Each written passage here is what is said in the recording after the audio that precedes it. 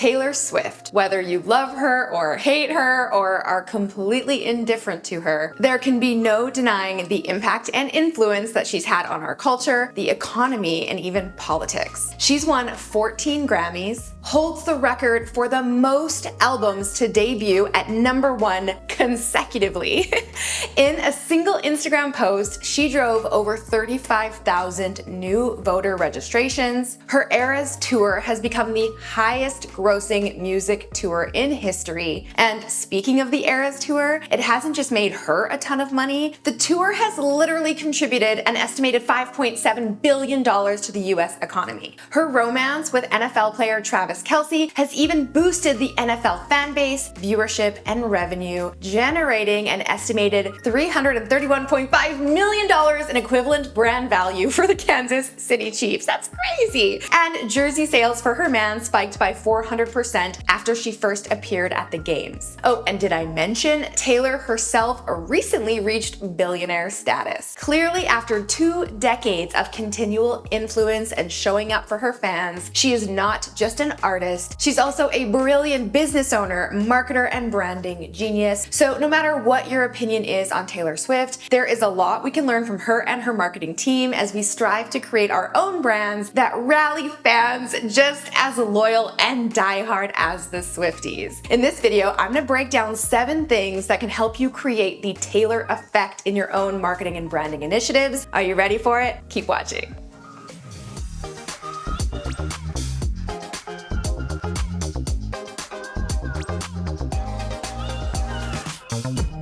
Hey Bossy, what's up? It's Alex, and I'm really excited about this video because you already know that I absolutely love dissecting great brands and showing you how seemingly untouchable brands, businesses, and yes, even people have been able to reach iconic status. Now, spoiler alert, I know Taylor is a big deal, but none of this is accidental, and most of it can be replicated by anyone, yes, even you. Now, if anyone knows how to capture attention, create a raving fan base, and build long-term loyalty, we're talking about 2 decades worth, it is absolutely Taylor Swift. But this video isn't actually the first time that I've talked about the Taylor effect in marketing. A while ago, I actually posted this reel on my Instagram, breaking down the launch strategy for her recent Eras tour, and woo, let me tell you guys, the internet trolls came after me when I called Taylor Swift a marketing genius. Please, if that offends you, seriously, go somewhere else. I am well aware of the fact that Taylor Swift is not a one-woman show. Yes, she has a whole team working with her and on her behalf. And hey, so do most brands. It is not just one single founder. That does not change a single thing about what I am talking about today. Taylor Swift is still a genius at what she does, and so is her brand and all the incredible people who work for her. So with that out of the way, let's just jump right in. How do you build a brand like Tay-Tay? Well, to start, I want to touch on a few basic marketing strategies that I think Taylor follows so brilliantly with her content. And these are strategies that you absolutely 1000% can do too. Number 1, increase FOMO. All right, we've all heard of that concept of FOMO, or the fear of missing out, right? When we see our friends at a party and we can't be there. This is the reason why people will wait in line for like 24 hours to buy something that's limited edition. But FOMO isn't just about making people feel like they're missing out. I mean, that kind of sucks, right? It's about creating an experience that your audience is excited to be a part of and does not want to miss under any circumstances. And that's exactly why Taylor Swift fans will stay awake until midnight for 2 whole weeks just to hear the title of the next track on her album. Track 13 is called Mastermind. Yep, they stay awake just to hear that, what the song is called, no music included. FOMO is really all about building excitement. And excitement is your BFF in marketing because it leads to quick decision making, which means less time to rationalize and self-doubt and, time for your customers to talk themselves out of something. Excited people are easier to sell to, period, which is exactly why you see so many brands hyping up their new products or services or creating unique experiences around launches. Number 2, build anticipation. So to create anticipation for her upcoming Eras tour, Taylor followed a very basic marketing strategy. Before she launched her tour ticket sales, she put out some excellent pre-launch content by announcing that 4 unreleased tracks would drop at, yes, You guessed it, midnight. This is something that I like to call priming. So unlike the FOMO she created in the previous example, here she's actually giving out free high-value content in the form of her new songs that of course her audience will absolutely love. And releasing these tracks as pre-content to her tour keeps Taylor front and center in the minds of Swifties and builds major anticipation for her big ticket launch, which is of course her tour and buying tickets. Number 3, create micro commitments. Okay, so she releases a few tracks to generate buzz and anticipation, but she didn't just release them at any time of day. You heard me say it. She released them at midnight. Making her fans stay up until midnight to get new tracks has become one of Taylor's major MOs. And like you probably guessed, it is not arbitrary or accidental at all. It is perfectly planned. Now, while it might seem like that's really nothing, these micro commitments literally fuel the irrational loyalty among her audience. A micro commitment is a small, somewhat easy step that you can get your audience to do that will make them ultimately even more committed to you and your brand.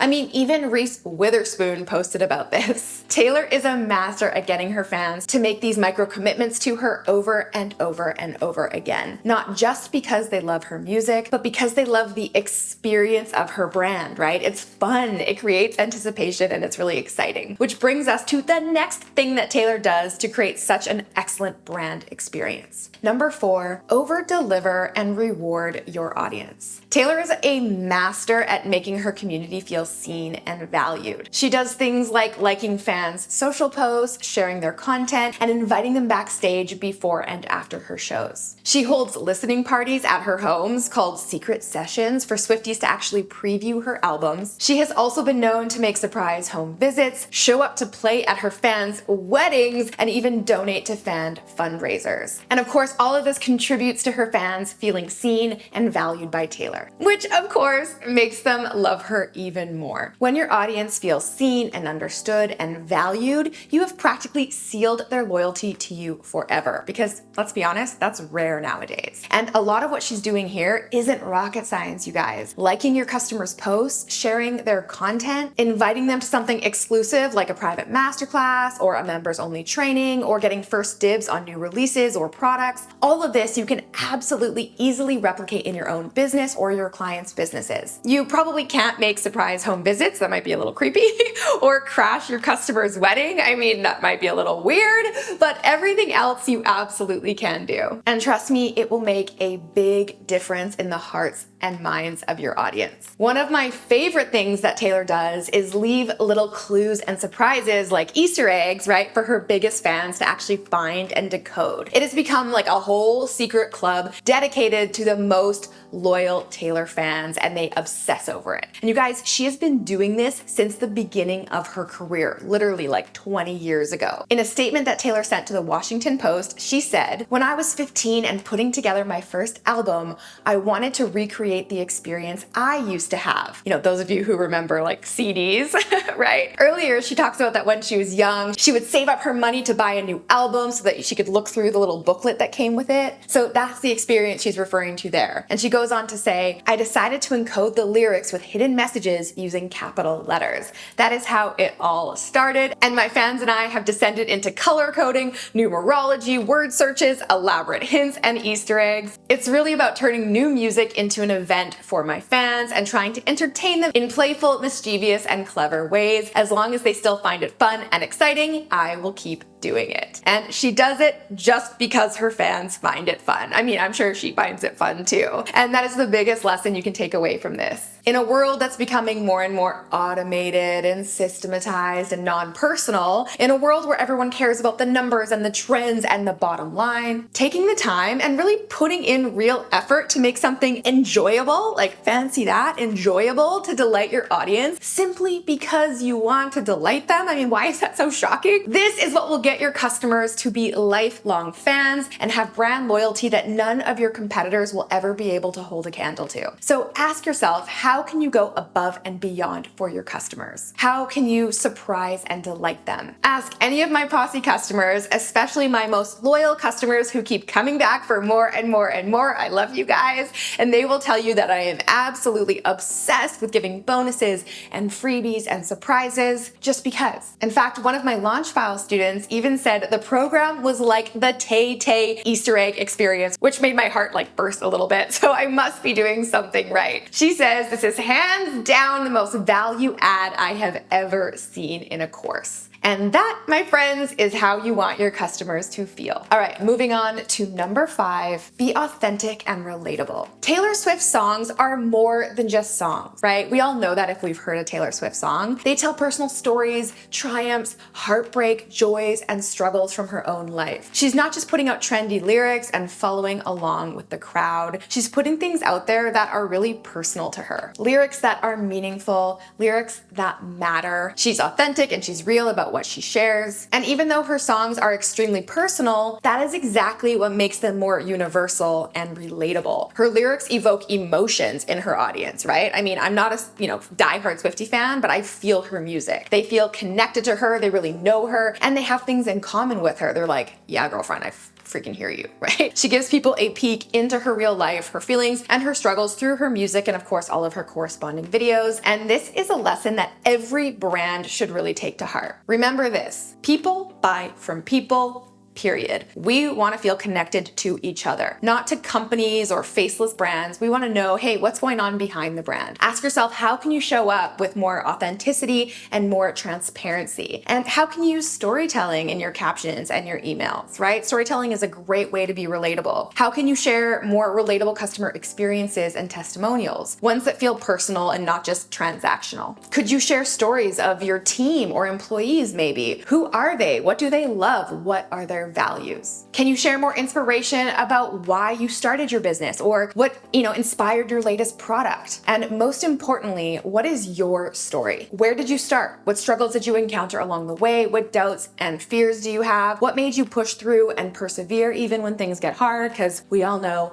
things get hard. In my branding course, the Posse Eye Challenge, I actually walk you through a very detailed process for creating a brand voice that is authentic and relatable to your ideal audience. And part of that is actually writing your very own hero story. I have an entire process for this that I've modeled off of screenwriting and superhero narratives. It is really fun, and you'll learn all about that and even more when you take the program, which I will link to at the end of this video. Now, this leads me to number 6, own your values. Yes, remember, if you truly want to be authentic, you must know who you are and what you stand for. I know authentic is a buzzword, but it really is about being really true to you. So in other words, ask yourself, what are your values? What do you care about? Taylor is not afraid to speak up about her values, even if they're viewed as polarizing or controversial. I mean, she frequently talks about women's rights and LGBTQ+ rights, which, why is that even polarizing? I feel like it's, 2024, we should all be on the same page about this, but she is not afraid to talk about politics and even urges her friends to vote. She's not afraid of people not liking her, which I am a big fan of. I'm very well aware of what everyone says about me. I honestly don't care anymore. She knows who she is. She knows that her people will be there for her when she really embodies her brand values, and she's not worried about the haters. And there is a really, really powerful lesson here as someone who can get easily affected by haters, right? I have to tell myself, you cannot be for everyone. And if you try to appeal to everyone, you'll end up appealing to no one. We can say that over and over and over again. But this is why polarity is not necessarily a bad thing from a brand perspective. I always say polarity equals popularity. It works in your favor. If people are talking about you good or bad, hey, they're still talking about you. Because when you state who you are, when you own your values unapologetically, when you stop holding back and toning down parts of your personality, oh my gosh, it's so much better. You just become magnetic to people who share the same beliefs and values as you do and love your energy and aren't trying to change it, right? And those are the people you want to attract to your business. Those are the customers you want to buy from you, right? So forget about everybody else. I can't tell you how many messages and comments I've received over the years from people hating on my brand and content, calling me too loud or too much, saying that I talk too fast, or complaining about my girl power branding, or there are too many GIFs in my videos. Get over it. I like them, okay? And so many other dumb things that, frankly, I just do not care about. I am not trying to be like all the other plain vanilla marketing bros out there. That's just not my flavor. That is not who I am. My posse flocks to me because of that. And hey, so will your posse. And speaking of your posse, this leads me to the most important and really cool thing that Taylor does to build a great brand experience. Number 7, create create a sense of belonging. So one of the things that I believe makes Taylor stand out the most is the way she acknowledges her fans and really creates that true sense of purpose and belonging among them, right? We already talked about liking and sharing your followers' content, but this goes so much deeper than that. Taylor doesn't just reshare their posts or give them a little thumbs up from time to time. She actually celebrates them and amplifies their voices. She plays an active role in encouraging their creations of art, whether that's original music, art, or even dance moves. During her Eras tour,